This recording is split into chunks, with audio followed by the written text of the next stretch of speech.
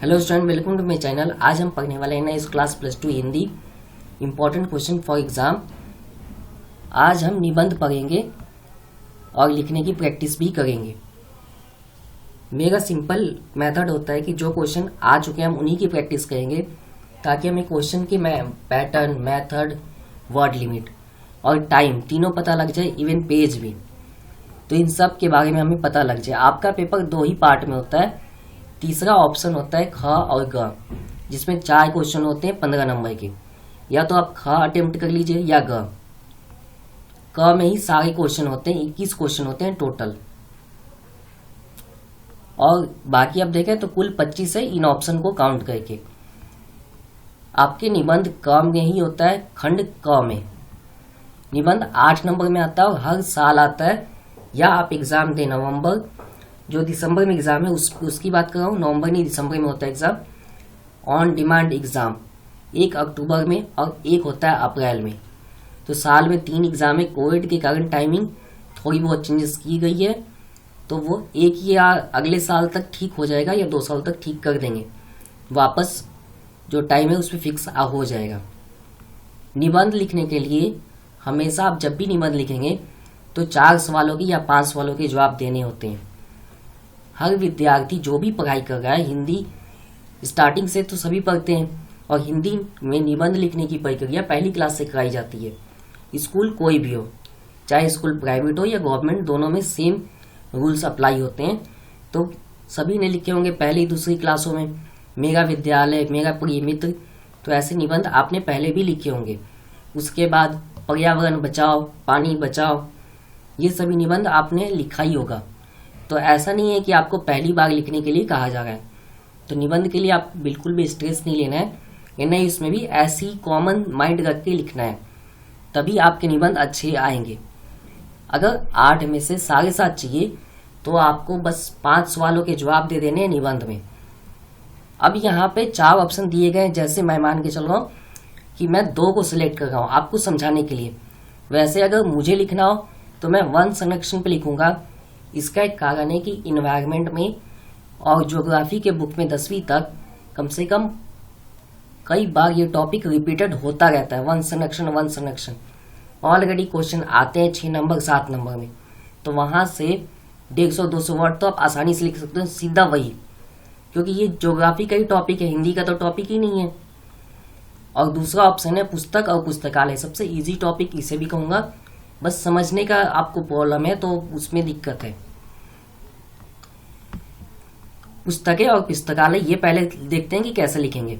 सबसे पहले हम 3 से 4 लाइनों में इसका डिफिनेशन लिखेंगे। पुस्तकालय 2 शब्दों से मिलकर बना है, पुस्तक प्लस आलया, जिसका अर्थ होता है पुस्तक रखने का संग्रह।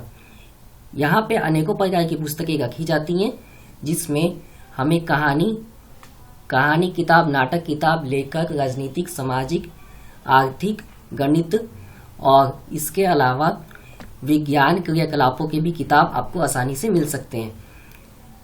पुस्तकालय एक बहुत ही महत्वपूर्ण हिस्सा है विद्यार्थी जीवन का। यदि पुस्तकालय ना हो तो विद्यार्थी जीवन में कई सारी कमियां रह जाएंगी। विद्यार्थी जीवन के लिए पुस्तकालय बहुत ही महत्वपूर्ण है। हर विद्यार्थी को पुस्तकालय की आवश्यकता होती ही है। विद्यार्थी अपने कक्षा में सही तरीके से अध्ययन को समय ना देने के कारण उसकी अध्ययन में कमी रह जाती है, जिस कारण पुस्तकालय को बनाया गया ताकि उसमें बैठकर वो शांतिपूर्वक अपना अध्ययन सही से कर सके। पुस्तकालय का वातावरण शांत और उत्तम होता है। पुस्तकालय में अनेकों प्रकार की पुस्तकें हैं और प्रत्येक विद्यालय और विश्वविद्यालय में पुस्तकालय होता है। हर पुस्तकालय में कम से कम 20 से 25,000, 30,000, 35,000 तक पुस्तकें रखी जाती हैं। पुस्तकालय से आप किसी भी प्रकार के पुस्तकों को पढ़ सकते हैं, यदि आप उस विद्यालय के हैं तो। हर विद्यालय की अपनी पुस्तकालय होती है। कुछ आधुनिक समय में कुछ परिवर्तन किया गया है और हर राज्य में कुछ पुस्तकालय विद्यालय के बाहर भी बनाए गए हैं, जिनसे तैयारी कंपटीशन के एग्जाम की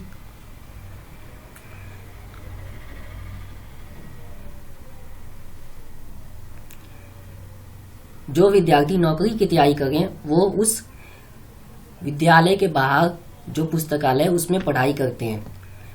एंड में आपने इतना ही लिखना है कि जो अब इतना तो आपने लिख दिया, उसके बाद एंड में 5 से 6 लाइन सीधा ऐड करना है कि जो पुस्तकालय है वो बेनिफिशियल कितना है।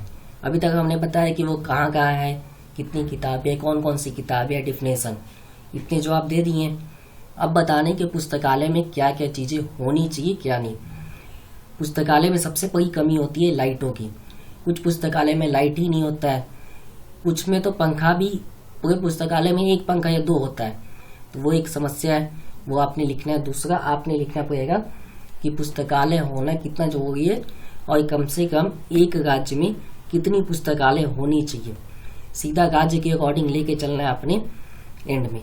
एक बार यहाँ भी मैं आपको बता ही दे रहा हूँ कैसे लिखना है। रिटेन नहीं है कुछ भी, जो अगला निबंध है वो सब रिटेन है, लिखित है, बाकी इनमें से कोई भी चारों में से लिखित नहीं है। आपको समझा रहा हूँ, ये आपको खुद प्रैक्टिस करना है, इसलिए आपको सजेस्ट कर रहा हूँ। और ये आपके कोविड के टाइम में 2020 वाला ही निबंध है। तो पुस्तकालय के लिए सीधा आपने 4 लाइन और लिख देना है कि पुस्तकालय से विद्यार्थी को पढ़ने में काफी सुविधा होता है। इसी कारण वो अपने एग्जाम परीक्षा का अभ्यास कर सकता है। पुस्तकालय में अच्छी बिजली, अच्छी बत्ती की सुविधा होनी चाहिए, पंखे की सुविधा होनी चाहिए और एक शांत वातावरण होना चाहिए। पुस्तकालय बड़ा होना चाहिए ताकि अधिक से अधिक विद्यार्थी को पुस्तकालय का लाभ पहुंच सके। पुस्तकालय का होना एक राज्य में अधिक से अधिक होना अनिवार्य है ताकि विद्यार्थी को किसी भी प्रकार की अध्ययन करने में समस्या उत्पन्न ना हो। इसी प्रकार एंड करनी है। अगर फिर भी लगता है कि वर्ड कम पड़ गया आपको, तो 2-3 पुस्तक के बारे में 2-2 लाइन 3-3 लाइन लिख दो। मैथ्स की बता दो, थोड़ी बहुत विज्ञान की बता दो, कॉमिक बता दो, कहानियों के बता दो कि यहाँ पे पढ़ने से जो हमारा जो स्ट्रेस है वो कम होता है, वो बताना है उस बुक से पढ़ने से। अब कहानियों किताब पढ़ते हैं तो वो इंटरटेनिंग बुक में ही आएगा, तो ऐसे लिखना है। अब आ जाते हैं वन संरक्षण। यहाँ पे सबसे पहले 2 डिफिनेशन लिखनी है, एक पर्यावरण की और एक वन की। हमारे आसपास के जीव जंतु, वनस्पति, पेड़ पौधे, प्राणी जात, ये सभी पर्यावरण कहलाते हैं। वृक्षों के संग्रहण को हम वन कहते हैं। आधुनिक समय में वनों का विनाश हो रहा है, सीधा बताना शुरू कर दीजिए। विश्व स्तर पर इसका विनाश हो रहा है। कारण में सीधा यही है कि उद्योगपति अंधाधुंध पेड़ों की कटाई कर रहे हैं, जिस कारण वन की कमी हो रही है। अब बात करते हैं जो हमसे क्वेश्चन पूछा गया है, वन संरक्षण की आवश्यकता। यदि वनों का संरक्षण ना हो तो हमें विभिन्न प्रकार की जड़ी बूटियां, ऑक्सीजन और बहुत सारी चीजें उपलब्ध नहीं होंगी और इससे आने वाली पीढ़ी को कई सारी समस्याओं का सामना करना पड़ सकता है। और ये समस्या आधुनिक समय में ये समस्या उत्पन्न होने लगी है। एग्जाम्पल में आपने लिखना है सांस की कमी, सांस लेने में कमी हो रही है क्योंकि ऑक्सीजन ऑलरेडी कम हो रहा है सिटी में, तो ये एक प्रॉब्लम है। एंड में बताना है आपने कि इसका रोकथाम कैसे होगा। विश्व स्तर पर इसका सीधा डिसीजन लेना पड़ेगा, वनों की कटाई को रोकना पड़ेगा, इसके वनों से प्राप्त होने वाली लकड़ियां को कम काटना होगा, उसके दूसरे विकल्प का उपयोग करना होगा ताकि वनों को बचाया जा सके। इन विकल्पों के जरिए हम वन का संरक्षण कर सकते हैं और अधिक से अधिक हर साल पेड़ को, वृक्षों को लगाने की आवश्यकता है। इससे वन विकास होगा और वन की संरक्षण होगा। तो ऐसे लिखना है। अगर वर्ड लिमिट कम है तो ऑलरेडी हर स्टूडेंट का कोई ना कोई गाइड है, तो वहां से हेल्प ले सकता है, या आपकी पुरानी बुक्स होगी, कॉपी होगी, उससे भी आप हेल्प ले सकते हैं। क्योंकि ऐसे निबंध नॉर्मली एनआईएस की बुक में भी नहीं है, सिर्फ पैटर्न बताए जाते हैं। तो ये 2 मैंने यहाँ बता दिए। अगर ऐसी एक निबंध में बताऊं तो काफी टाइम लगेगा। अब सीधा दूसरा निबंध देखते हैं। ये 2017 में आया हुआ है। पहला निबंध 20 में आया था, आपने ध्यान रखना है। ये निबंध 17 में आया हुआ है। यहाँ पे भी आपको 4 ऑप्शन दिए गए हैं, जो आपको सबसे इजी लगेगा वही सिलेक्ट करना है। तो यहाँ पे भी दो सबसे इजी निबंध है। युवा वर्ग में बढ़ते नशे की लत, एक ये ऑप्शन है, दूसरा ऑप्शन है प्रदूषण। ऑलरेडी जो नशा मुक्ति है उस पर कई सारे कंपटीशन होते हैं स्कूलों में, निबंध लेखन होता है, तो वहां से आपको याद होगा कुछ चीजें। प्रदूषण पे भी सेम है, वो तो एग्जाम में ही आता है, तो आप यहां से प्रैक्टिस कर सकते हैं निबंध की। अब इसमें से आप देख लीजिए कौन सा आप सिलेक्ट कर सकते हैं। 2017 में आया हुआ 300 वर्ड है, 300 शब्दों में आपको लिखना ही है कंफर्म। कम लिखेंगे तो मार्क्स कम आएंगे, तो कोशिश कीजिए 300 से ऊपर ही जाए। युवा वर्ग में बढ़ते नशे की लत, सीधा अब आप देख सकते हैं यहाँ मैंने लिखा हुआ है, चारों लिखा हुआ है, तो कैसे लिखना है ये पूरा ही है। तो मैं चारों नहीं, सिर्फ इंट्रो बताऊंगा, यानी सिर्फ भूमिका बताऊंगा, ताकि आपका समय बचे और आप ये समय लिखित प्रैक्टिस में आप समय दें। ऑलरेडी मैं समझा चुका हूं कि एक निबंध में क्या क्या होना चाहिए। परिभाषा सबसे पहली चीज आएगी, और वो मैं आपको यहाँ दिखा भी दे रहा हूँ कैसे। स्टार्टिंग में परिभाषा दिया है कि इतिहास से ही भारत के विकास दर में युवा का योगदान रहा है। अनेकों प्रकार से महापुरुषों ने भारत के विकास और प्रगति में अपना योगदान दिया है। अब सीधा बता दिया है कि जो समस्या है वहां तक आया हूँ सीधा। उसके बाद सीधा युवा पीढ़ी कुछ बुरी लत में पड़ चुकी है, जिसके कारण हम आगे के विकास दर में बाधा विकसित हो चुका है। यह क्या नाम है इस लत, कहते हैं हम इसे ही आओ नशा। क्यों ऐसा, क्यों नशा ही बोलते हैं, तो वही बताया गया कि नशा क्यों है। तो इसका एग्जाम्पल भी आपको दिया है कौन कौन से होते हैं। शराब, गुटखा, यहाँ पे आपने ठीक करना है, सिगरेट लिखना था वो टाइपिंग एरर है, तो सिगरेट की जगह पे वो गलत हो गया टाइपिंग, तो आपने ठीक करना है। हानिकारक तो होता ही है, फिर हमने बताया है कि इससे कौन कौन सी जो फिजिकल बॉडी है, शरीर है, उस पर कौन कौन सा असर पड़ता है। तो मानसिक, बौद्धिक, सामाजिक, ये 3 असर पड़ता है। और 60% अपराध, ये कानून में दर्ज है, 60% अपराध होते हैं वो नशे के कारण ही होता है। अगर नशा बंद कर दिया जाए तो 60% अपराध भी बंद हो जाएगा डायरेक्ट। पर नशा से व्यापार चलता है, इसलिए बंद नहीं किया जा सकता, रोकथाम की जा सकती, कम किया जा सकता है। राज्यों में 40% युवा नशा करते ही करते हैं, जिसमें कॉलेज हो गया, आपके छोटे मोटे काम करने वाले हो गए, तो ये कंफर्म है। कुछ के लिए फैशन है तो वो फैशन की तरह यूज करते हैं, लेकिन गलत है। फिजिकली बॉडी पे बहुत इम्पैक्ट पड़ता है, इसका बहुत असर पड़ता है, और बॉडी अंदर से कमजोर होती है। जहाँ लोगों की मृत्यु 80 साल में हो गई थी, आज 60-65 में खतरनाक बीमारी हो जाएगी, मौत के किनारे पर है। एक तो खाना अच्छा नहीं है, ऊपर से नशा भी करते हैं, तो आप असर देख ही सकते हो। और हॉस्पिटल में इसी कारण इतनी भीड़ होती है, तो ये एक सबसे बड़ा कारण है जो आपको यहाँ दिख रहा है। बाकी आपने पूरा अच्छे से रीडिंग करना है, और उसके बाद फिर बिना देखे लिखने की कोशिश करनी है। कोशिश करना है इंट्रो जैसे मैंने लिखा है, भूमिका वैसे ही आप भी लिखें, और एंडिंग भी बीच में आपने बनाने की कोशिश करनी है। मैं चाहता हूँ हर विद्यार्थी को 8 में से 7.5 नंबर तो मिले ही। चलो आधा नंबर एग्जामिनर की कोई भी गलती निकाल कर काटते हैं, वो मैं मान सकता हूँ, पर 7.5 तो दे ही सकता है कोई भी एग्जामिनर को, अगर आप सही से लिखेंगे तो। अब 8 में से 8 में झूठी तसल्ली नहीं दे सकता आपको, 7.5 की कंफर्मिंग है, मिलते हैं तो आप भी ले सकते हो। बस जितनी लिखे हुए हैं वैसे ही लिखना पड़ेगा, मेन वर्ड में गलती नहीं होनी चाहिए। मेन वर्ड जैसे यहाँ पे प्रदूषण जितनी बार लिखा गया है, इसकी स्पेलिंग मिस्टेक नहीं होनी चाहिए। इसके एग्जाम्पल दिए हुए या प्रकार दिए हुए उसमें मिस्टेक नहीं होनी चाहिए स्पेलिंग में। तो आप देख सकते हैं शब्द गलत होंगे तो मार्क्स कटेंगे। यहाँ भी सेम, सबसे पहले हमने अर्थ लिखा है, प्रकार लिखा है, कारण लिखा है। उसके बाद देख सकते हैं कारण के बाद बताएं समस्या कितनी बड़ी है। उसके बाद लास्ट में हमने सीधा उपाय दिया है, निवारण में सीधा ही मुक्ति के लिए उपाय। तो ऐसे ही प्रदूषण इजी है, आपने पढ़ते ही समझ में आ जाएगा।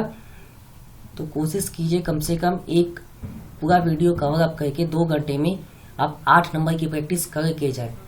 पास होने के लिए 40 चाहिए, 35, 40 का आप करके जाइए, 30 आ जाएंगे। तो जिसमें निबंध हो गया, प्रतिवेदन हो गया, पत्र हो गया, 2-3 आप कविता ले लो, 1-2 चैप्टर ले लो, हो गया, पासिंग आ जाएंगे। इतना ही इजी है पासिंग, बस हमें पता नहीं होता कैसे पास होना है। इसी कारण प्रॉब्लम भी होता है।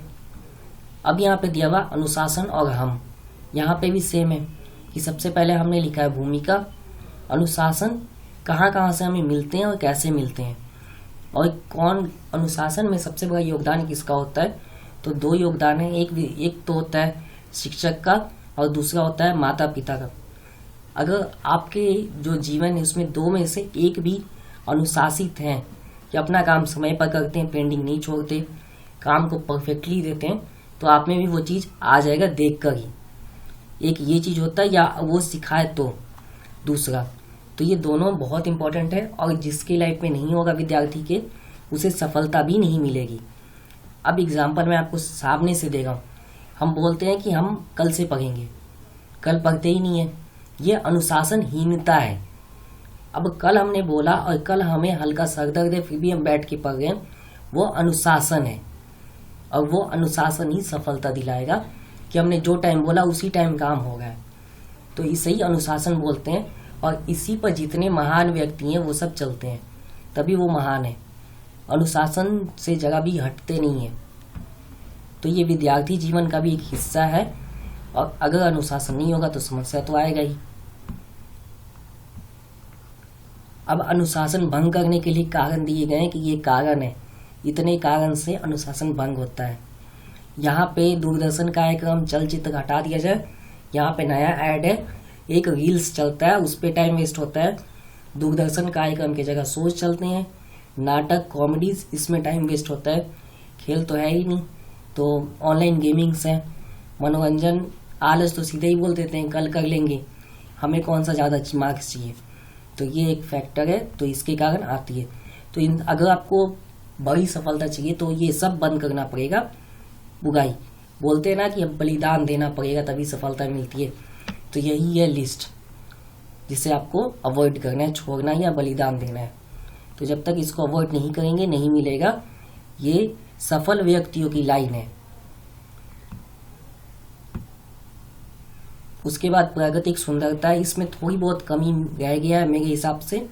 ये 8 में से 5 या 4.5 मिलेगा, 7 तक तो नहीं जाएगा क्योंकि इसमें कमी है। मैं आपको यही बता रहा हूँ, आपने पढ़ना है, ठीक करना है। इसमें पर्यावरण की एंडिंग अच्छे से नहीं है, एंडिंग आपने ठीक करनी है।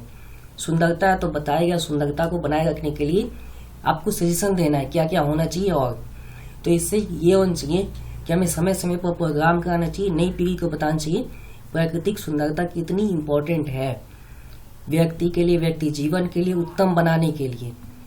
तो इन सब महत्वों को बताना है एंड में। तो इसी में कमी रह गया थोड़ा। तो कोशिश आप वो कीजिए कि इनमें से वो निबंध करके जाइए जो आपको अच्छे से एक ही भाग में हो जाए। जैसे मैंने बताया प्रदूषण आप कर सकते हैं, पुस्तकालय कर सकते हैं, वन संरक्षण कर सकते हैं। तो ऐसे ही निबंध करके जाइए। अब यहाँ पे 2 दिया है, एक भ्रष्टाचार करके जाइए, एक देश की प्रगति में महिलाओं की भूमिका।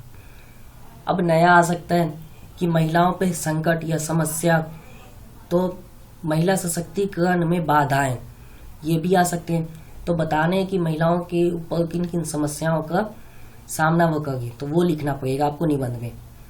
यहाँ पे भ्रष्टाचार आप सबसे पहले सिलेक्ट कर सकते हैं सीधा, कारण हम 6ठी से 10वीं तक सभी ने किया है, चाहे आप स्टेट बोर्ड से चाहे ओपन से करें, तब भी ये टॉपिक आया हुई होगा।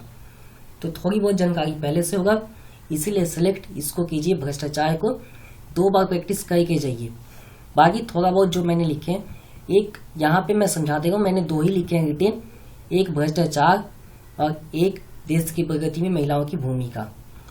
बाकी यहाँ पे एक समझा दे घर परिवार में बड़े बूढ़ों का जीवन, तो बताना है कैसा है।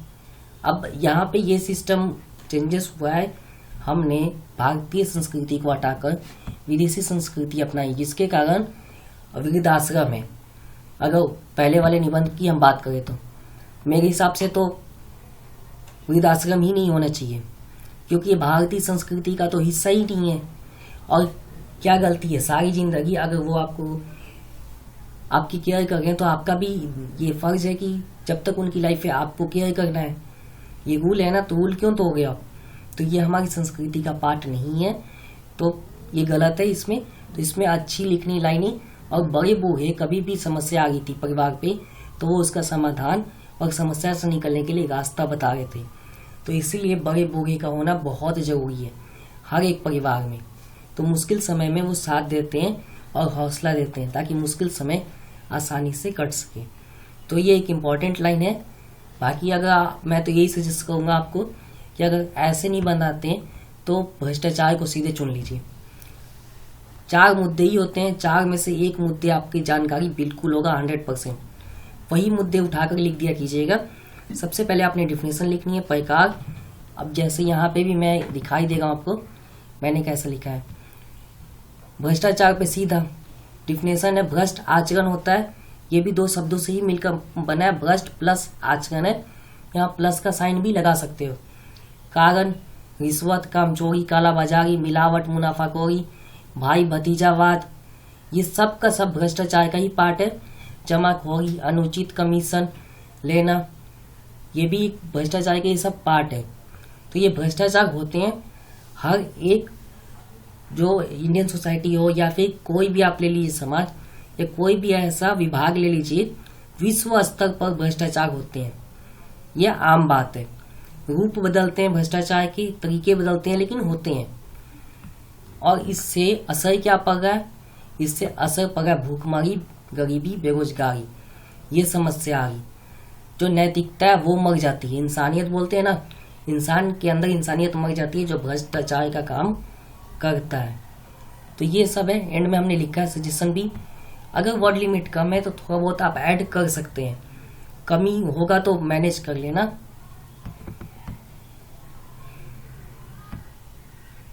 देश की प्रगति में महिलाओं का योगदान, ये लास्ट वाला है निबंध।